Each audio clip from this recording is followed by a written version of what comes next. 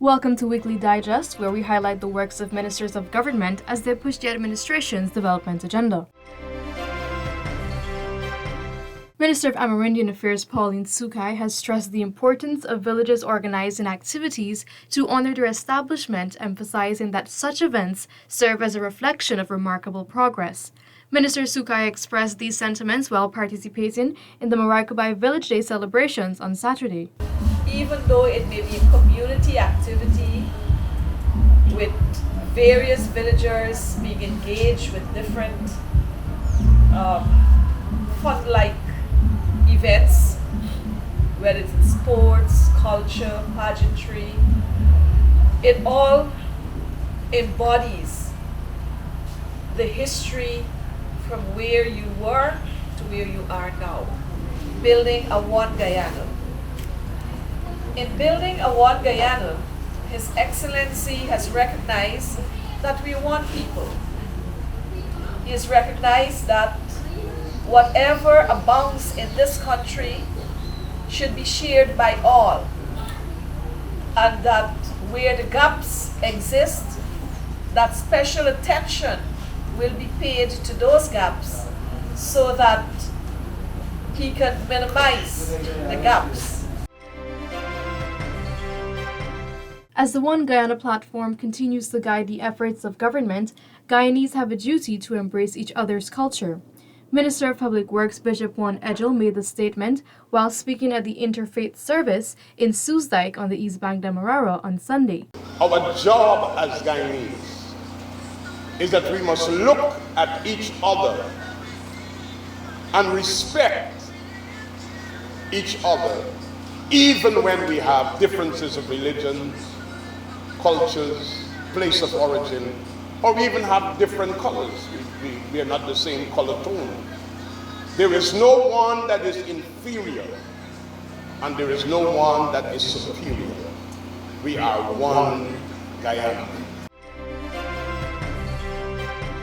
On Sunday, the National Agricultural Research and Extension Institute, NARI, in collaboration with the Environmental Management Consultants EMC Foundation, hosted a mangrove walking tour along the shoreline from Movietown to Ogle Gas Station. Minister of Agriculture Zulfikar Mustafa said these events are important as mangroves help to effectively combat climate change. It's very important for us, and we as a government recognize it. It's been identified in our LCDS 2030, the importance of mangrove. We can't do it by ourselves. We need that partnership. We need that collaboration. I am happy to see so many organizations on board this morning. Guyana will soon start the trial for millet production as the Ministry of Agriculture has received a quantity of finger and barnyard millet seeds. Agriculture Minister Zulfikar Mustafa received a donation from outgoing Indian High Commissioner to Guyana, Dr. K.J. Srinivasa, on Friday.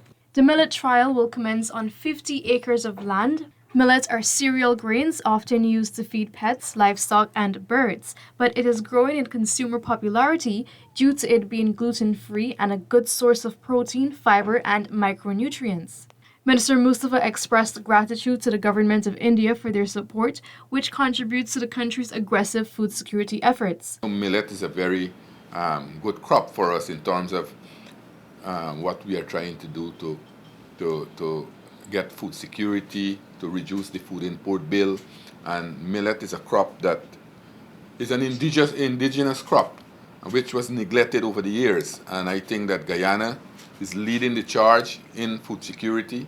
We want to reduce the food import bill of CARICOM by 25%. And you know our president, His Excellency President Irfaan Ali, he is the lead in agriculture. And I think this is an appropriate time that we start the crop in the Caribbean, right here in Guyana. Public infrastructure has always been viewed as government's responsibility, but with recent economic expansion, there have been many investments by private companies in this sector.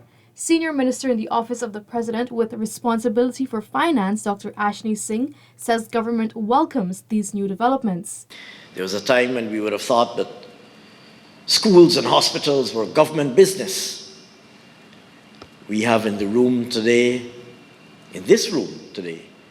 private providers of educational services, private providers of healthcare services, because there's a market for education, there's a market for healthcare. And we welcome this. The Ministry of Finance on Monday hosted the One Guyana MetMG cooking competition in commemoration of Emancipation Day. Events such as this remind us of how fortunate we are as a country to be part of such a rich and beautiful, diverse tapestry. There are very few countries of the world where you have so many ethnicities living, working, studying, and playing harmoniously together as we do in Guyana. We live together, we go to school together, we work together, we play together, have fun together, we socialize together as an embodiment of the oneness of Guyana, but a oneness that is built on a rich diversity. Minister of Public Works Bishop Juan Edgell on Sunday reaffirmed the government's commitment to ensuring that no citizen is disenfranchised by ongoing infrastructural projects. Minister Edgell made the remarks during a consultation activity hosted at the Luzignan Community Center ground, East Coast, Demerara. Our commitment is that none of you will be disenfranchised. We're not here to shut down economic activity. I want to make that very clear. As a matter of fact, we want to encourage economic activity. But what we are simply here to do is to ensure wherever there are potential areas of conflicts because of encumbrances or the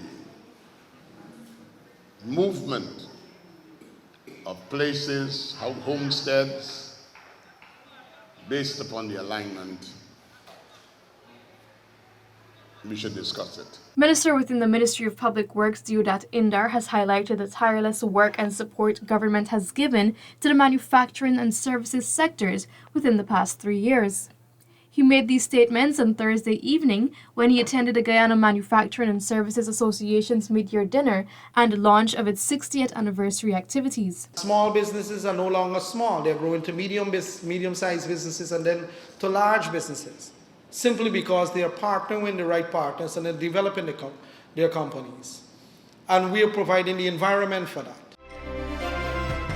Guyanese will now benefit from secure implementation of electronic commerce with the passage of the Electronic Communications and Transactions Bill. The bill was passed in the National Assembly on Thursday. It paves the way for advanced and more efficient transactions through the authentication of electronic connections. All of these initiatives, legislative and otherwise, are parts of a comprehensive whole that is designed to facilitate modernization of the state and make it responsive to the demands of the 21st century. Minister within the Ministry of Housing and Water, Susan Rodriguez, on Friday inspected 2 water treatment plants along the east bank of Demerara, where construction is progressing smoothly. The minister noted that based on observations, the Caledonia treatment plant could be finished before the scheduled time frame. So today we are on the site of the Caledonia water treatment plant. This is one of the new water treatment plants. The timeline for this is December 2024, but after visiting this site today, I am of the opinion, and my engineers are of the opinion, that this water treatment plant can be completed well ahead of schedule. A bill to amend the Anti-Money Laundering and Countering the Financing of Terrorism Act of 2009 was early Friday morning passed in the National Assembly. The bill seeks to modify the Act to meet the best practice standards of the Financial Action Task Force and improve the abilities and powers of law enforcement in combating money laundering, terrorism, and proliferation financing. Attorney General and Minister of Legal Affairs Mohabir Anil Nandlal, who presented the amendment bill, noted that the AML-CFT Act is required to be updated periodically, implementing recommendations from an international regulatory body. These directions and these recommendations are conceived and crafted based upon experts and examination of international trends in the area of AML-CFT and terrorist financing. As the landscape of these offenses change, as they become more complex, as they become more sophisticated, as they become more prevalent, as they change their character, so will the recommendations that will come to meet the changes and exigencies of what is obviously an evolving phenomenon. Meanwhile, the Guyana Compliance Commission Bill of 2023 was also passed in the National Assembly on Friday morning. That bill allows for the appointment of a body to enhance the compliance, guidance, and training regime of money laundering, terrorism financing, and proliferation financing in Guyana. This brings us to the end of this edition of Weekly Digest. For these and other government-related stories, do log on to our website at dpi.gov.ui and our social media platforms as well. Goodbye.